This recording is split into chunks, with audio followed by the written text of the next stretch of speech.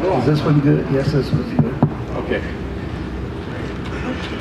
Okay, well, Bruce and I were just reminiscing here about the days that we worked together, but I thought it might be important to maybe go back maybe almost a decade earlier, because it does kind of create an interesting, broader story about Southern California. And, you know, we Bruce and I scratch our heads and wonder, what is it about Southern California, particularly, you know, post-war time, you know, hot rodding is starting and all this is going on.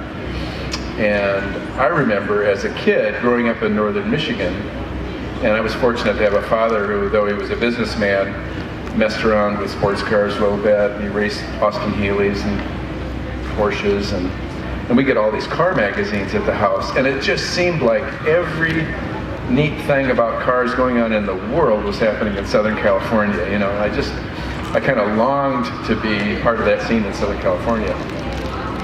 And so I was just asking Bruce just now, I mean, what is it? Particularly in the 50s, you know, whether it was go-karting or drag racing or hot rodding or sports cars, you know, the accessory companies, the companies involved in performance tuning, all the publishing, Peterson Publishing, it just seemed to all happen there. So I'm just trying to contextualize this, what you were doing in that period of time. I have a picture of Indianapolis cars coming into the first turn, 1953.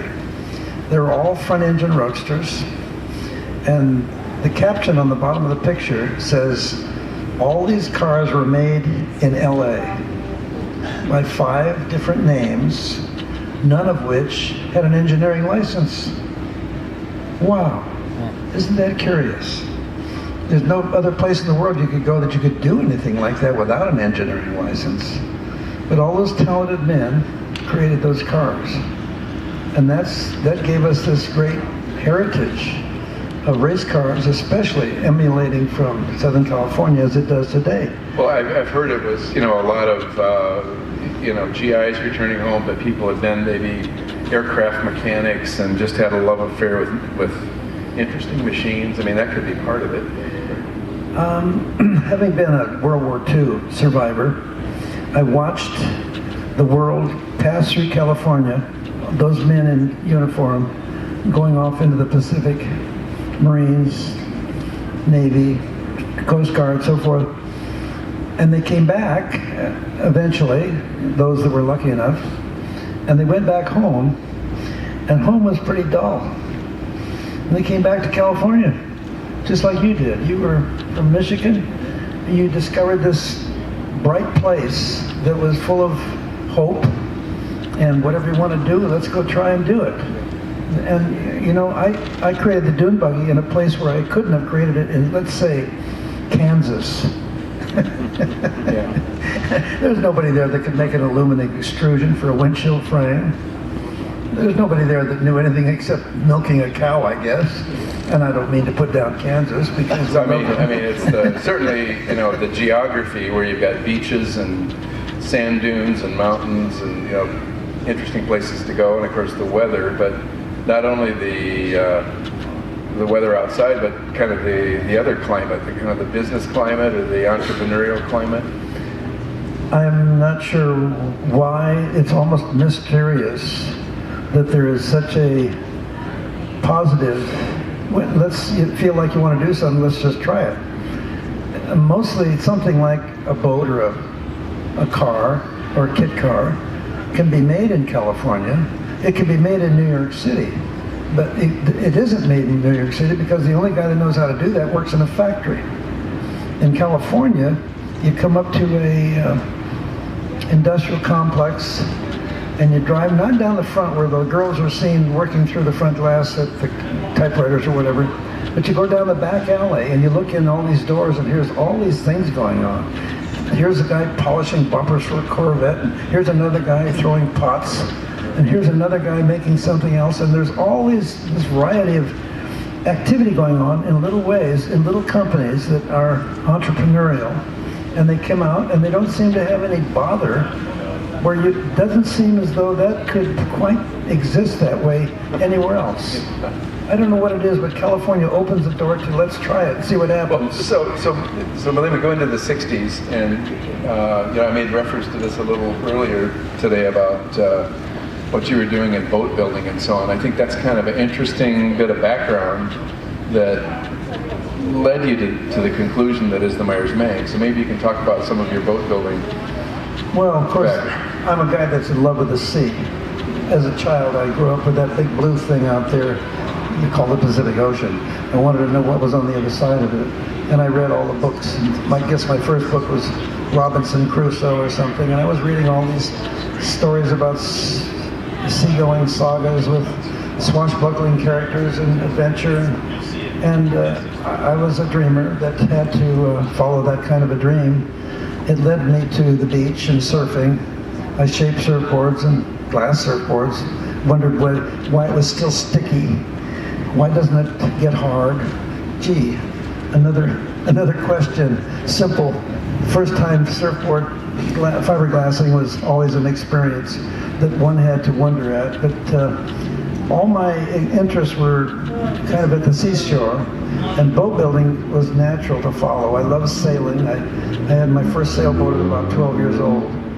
I learned to sail about that age, and it just follows that I had a lot of messing around with catamarans and sailboats of all kinds, and I did a lot of sailing, and then I wound up building sailboats, which of course led to the Myers-Manx. But the thing I was doing was I was in charge of all the tooling. Tooling means the stuff you make the sailboats from or with. In the factory, you have to have molds from which the boats are made, and the molds are made from plugs, which are mock-ups. And the molds I had to oversee the construction of as well as build the plug. So there's the plugs, the molds, and then the production of them. And so I had done that from boats of 20 feet to 50 feet. And these molds are weigh 20, 40,000 pounds. And they have to roll open, and they have to roll over, and they have to open up like an eggshell, and let the men get inside to make the fiberglass. And all this engineering of structural stuff was part of that job, which I loved. And I have a sense of that. I guess that was probably all comes out of building all those model airplanes and anything else structural. Yeah, don't anybody kid yourself. Bruce is an incredible, instinctive engineer. I've learned so much from him right out of college. So let's tell the story about the catamaran you built. I mean, that's interesting. Well, I've been to South Seas. I lived in Tahiti once for 6 months. I also lived on a coral atoll on the Cook Islands, which are west of Tahiti. I built a trading post there, lived with the natives for 6 months. That was another huge experience in life. And when I came home, I was ruined. I just had to go back. That changed my whole thing. I don't want to be an American anymore. I want to go do like they do. I wanted to be American, but I just didn't want to put up with the rules. And so going back to the South Seas was sort of the answer. Well, a lot of us were, there was a whole street full of us. And we all built our boats to go back to Tahiti, which we did. In Newport Beach. In Newport Beach. On a place called 30th Street, which doesn't exist anymore. But it was a place of ingenuity, creativity, a lot of engineering going on in the people's minds. And I lived in what is now the tool crib of a welding shop. Not too comfortable, but it was okay. And outside in the sand lot was the boats that were being built by my friends and myself. All of that led to a whole demise of my rushing about to go back to Tahiti. And I was left scratching my head, and I think that's about the time I said, "Oh, screw it. Let's just build a dune buggy." I'd seen some dune buggies being messed about with, and as I said earlier, they had to be short and they had to be light. They had to be a lot of things that I came to recognize. I also recognized it from reading about the German Kubelwagen. Kubelwagen was the German Jeep. Now the Americans made a Jeep. It carried 4 soldiers. It weighed 2,700 pounds. It had 4-wheel drive. And it was so heavy that the 4 men in it couldn't get it out of the dirt if it got stuck. Now the cool wagon weighed 1,000 pounds less. It weighed 1,700 pounds. Had a rear engine drive, air cooled, just like our dune buggies. And the 4 people in it could bounce it out of a ditch, just like you can a dune buggy. You grab the front bumper and here we go. And you're gone. The Americans typically overdid it, rather kind of an overkill. We got to have 4-wheel drive, we got to make it strong, we got to make it heavy. It actually got 150 miles range. The Cool Wagon had 300-mile range, cost half as much. See, those, you can't ignore all that. And that, some of that I read about, and when I discovered the Kugelwagen, and I had some books on the subject, and I discovered all these things. And so the Manx was, it came out of some of that. So I'm picturing you out on some of these runs, you and your friends, and everybody has created their concoction, some out of tubing, using Volkswagen parts.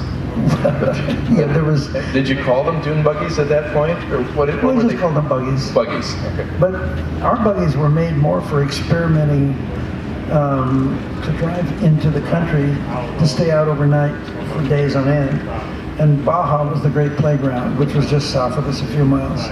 And so going into Baja was done with these first early buggies, several of the Myers Maxes. Old Red was always a part of that. And I'm saying just previous to Old Red, though, you were going out with a lot of different. I never did that before Old Red. Oh, I see. Okay. But the character, there was a character among us called Ted Mangles. He was unbelievable. He was probably a genius. He died way too young. But Ted was full of engineering information. He was a metallurgist. And there's nothing more fun than to drive up to a bunch of old mining equipment laying in the desert sun and having Ted Mangles walk around and tell you how it was made and how it got there. And it came around the horn on a sailing ship. He showed you that it was all done